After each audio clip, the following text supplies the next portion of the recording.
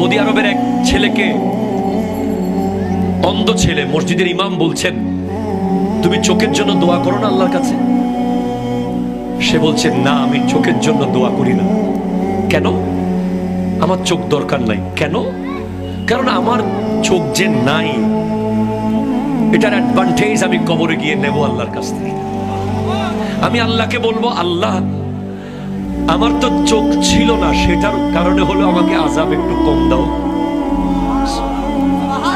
আরো জোরে বলেন না ভাই, সুবহানাল্লাহ।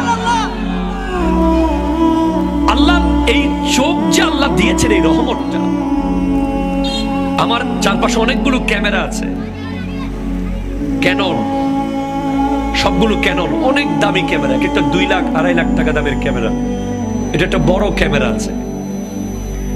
আপনি কি জানেন পৃথিবীর কোন কোম্পানি, ক্যানন বলেন, নিকন বলেন, সোনি বলেন, স্যামসাং বলেন, কেউ, ইভেন অ্যাপেল বলেন, কেউ সেই লেন্স বানাতে পারে নাই যে লেন্স আমার আল্লাহ এখানে বসিয়ে দিয়েছে। আমাদের ক্যামেরাগুলো যদি পারফেক্টলি খোলা বাঁধা করা না হয়, দায়িত্ব নিয়ে লেন্স খুলে মুছে কাপড় দিয়ে মুড়িয়ে ব্যাগে ঠিক মতো না রাখে, কালকে নষ্ট হয়ে যাবে। হ্যাঁ, নষ্ট হয়ে গেছে, অ্যাভেলেবেল, একটু বেশ কম হয়ে গেছে, ক্যামেরা নষ্ট। কিন্তু আপনি ভাবেন তো, এই 2টা দরজা কত হাজার বার খুলেছি আর বেঁধেছি। আপনার ঘরের দরজা যদি কোনো একটা মানুষ 3 বার খোলা বাঁধা করে, আপনি রেগে যাবেন। কথা বলেন না? আপনার ঘরের দুবাই থেকে আনা দরজা, সৌদি আরবের দরজা, মালয়েশিয়ার দরজা, কোন একটা প্রতিবেশী এসে 4 বার যদি টানাটানি করে, আপনি রেগে যাবেন, আপনার বিরক্ত লাগবে, কি তুই দরজা শেষ করে ফেলবি নাকি?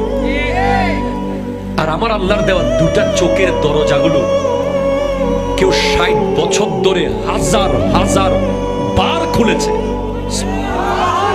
কেউ লক্ষ লক্ষ বার খোলা বাঁধা করেছে, কিন্তু একবারের জন্য এই দরজা কবজাগুলো জং ধরে নাই। আপনার ক্যামেরা ওপেন করার পরে এই ক্যামেরাকে সুন্দর করে জুম ইন, জুম আউট, অনেক কিছু করতে হয়। আর আপনি ফজরের ঘুম থেকে ওঠার সাথে সাথে চোখ খুলেছেন, সাথে সাথে আকাশের চাঁদ দেখতেছেন, তারা দেখতেছেন, আসমান দেখতেছেন, আপনি সরাসরি, কোনো জুম করতে হয় নাই। আপনি একটা চোখের নিয়ামতের ঋণ কিয়ামত পর্যন্ত যদি আপনি সিজদায় পড়ে থাকেন, আল্লাহর দেওয়া একটা চোখের ঋণ কোনোদিন শোধ করতে পারবেন না। আপনি খবর নিয়ে দেখেন পারেন কিনা। শুধু যদি বুঝেন যে চোখ না থাকার পরে কি হয়, চোখ বন্ধ করে দেখেন, এত সুন্দর দুনিয়া আপনি আর দেখবেন না। কি নিয়ামত এই চোখ!